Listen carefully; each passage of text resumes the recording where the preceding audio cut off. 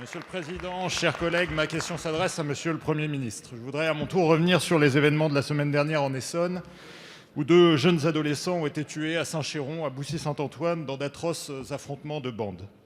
En pensant bien sûr aux victimes, à leurs familles, je veux d'abord saluer les réactions instantanées et collectives des élus locaux et de l'État qui, en responsabilité, ont fait face à l'émotion et à l'urgence en prévenant toute réplique vengeresse.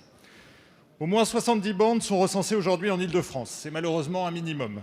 Avec la force des réseaux sociaux, la fureur narcissique de la bande est accessible à tous. Chacun peut facilement fédérer, revendiquer, regrouper, intimider et se laisser entraîner par la démesure jusqu'à commettre l'irréparable. L'Essonne est un des départements les plus touchés par ce phénomène en raison de la jeunesse de ses habitants, mais aussi par la sédimentation de rivalités idiotes entre quartiers. C'est là où aussi, il y a 5 ans, des policiers étaient violemment pris pour cible, notamment par des mineurs à Viry-Châtillon. Et comme d'autres territoires, nous vivons dans ce département un réel décrochage régalien. Malgré les efforts de nombreux maires pour déployer police municipale et vidéoprotection, les moyens de l'État restent insuffisants pour combattre la violence débridée et l'escalade de l'impunité. Mais ne soyons pas dupes, ces affrontements de bandes d'enfants sont aussi les conséquences d'une société qui paye ses lâchetés.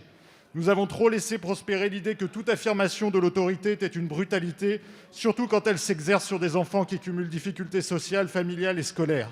C'est pourtant précisément quand l'environnement familial est défaillant que la République doit être forte, exigeante et poser un cadre à respecter. Le plan RIX que le gouvernement a réactivé hier a été lancé il y a 10 ans et pourtant la situation ne fait que s'aggraver. Monsieur le Premier ministre, depuis des mois, les actes de violence résonnent partout dans notre pays. Cette violence se banalise, elle se rajeunit et les Français finissent par l'intégrer à leur quotidien. Ils attendent de vous des réponses fortes sur le plan éducatif, sécuritaire et judiciaire. En aurez-vous seulement l'envie? En aurez-vous seulement le temps? Merci, monsieur le député. La parole est à monsieur Gérald Darmanin, ministre de l'Intérieur.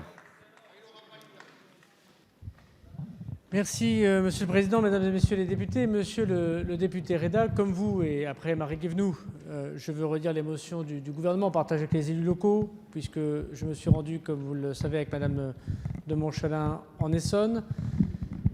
Comme vous, je veux effectivement voir dans ces drames une réponse bien sûr de l'État, vous avez bien raison de l'attendre, et le renforcement des effectifs de police que vous avez bien voulu souligner ne régleront pas tout, mais ils sont importants.